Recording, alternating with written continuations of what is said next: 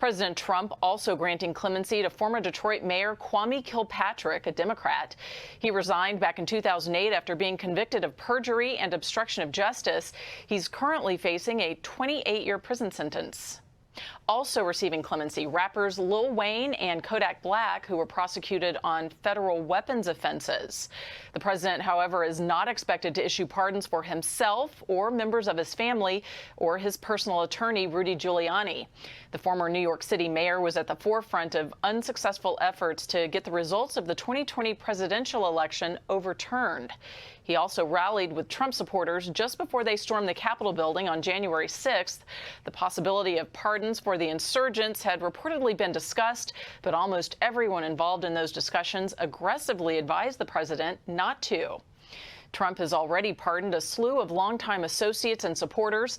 They include his former campaign chairman, Paul Manafort, also Charles Kushner, the father of his son-in-law, and his longtime friend and advisor, Roger Stone. Also, his former national security advisor, Michael Flynn, and also on the list, 4 former Blackwater guards who were convicted of killing 14 Iraqi civilians. How about the pardoning of Steve Bannon? Was that a surprise, or is that something that should have been expected?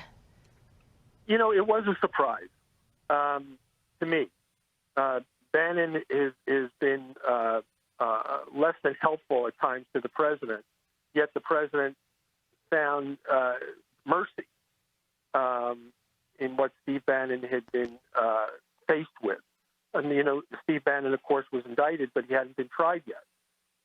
So this should be a big relief to Steve Bannon, and it shows that the president remembers the good that people have done, and not necessarily the bad.